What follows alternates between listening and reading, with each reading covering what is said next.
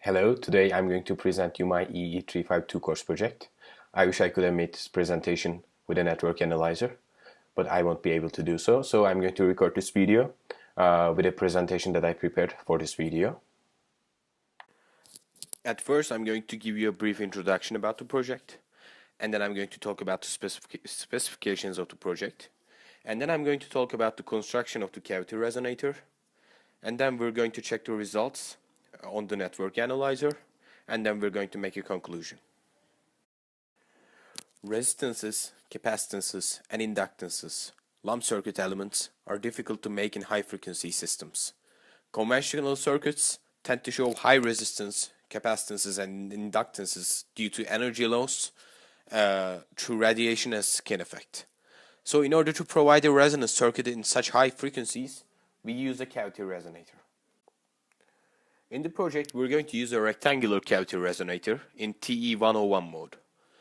In order to simplify the equations and make the project simpler for us, we're going to use a cubic cavity to make the frequency equation as simple as possible. We knew that the network analyzer in the lab works up to 1.5 gigahertz, so we're going to set the dimensions of the resonator so that the resonant frequency would be below 1.5 gigahertz. So we chose the dimensions of the resonator as 20 centimeters of each side, and we used the transmission line to excite the resonator, and we also used the lambda over 4 antenna, which was 7 centimeters. In order to construct the cube, we used 20 centimeters times 20 centimeters wooden blocks. But in the theoretical equations, we assumed perfect electrical conducting walls. But of course, in reality, we don't have that walls. So we had to find a good conductor.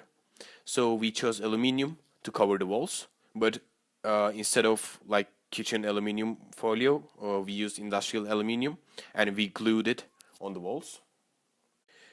However, after gluing the faces of the cube, we realized that spaces existed at the connection boundaries.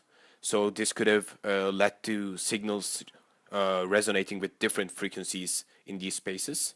Like these spaces could have behaved like some other cavity resonators. So we once again covered these spaces with this sticky industrial aluminium, as you see in the pictures. After the construction, we connected the cavity resonator to the network analyzer in order to see the signals resonating inside the resonator.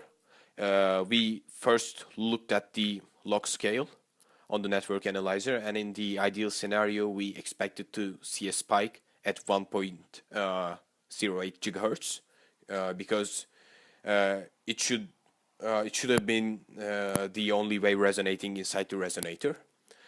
When we look at the results, we see an obvious spike at 1.08 gigahertz, but there are still different frequencies resonating weakly in the resonator.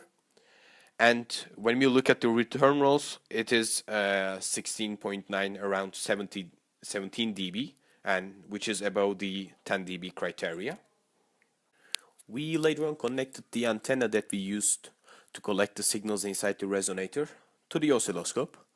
And we remember that we excited the resonator with 1.3 volts, but we saw 0.9 volts on the oscilloscope.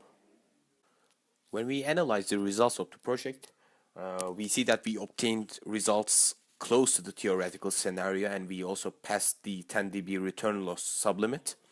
But of course, there were some deviations from the ideal scenario, and when we think about the reasons behind these deviations, we see that we had some imperfections and difference of levels inside the cavity resonator, and we also assumed perfect conducting walls in the theoretical calculations, but in reality we had non-perfect conducting walls, and there were also some spaces that we couldn't cover, which could have led to resonances inside the resonator.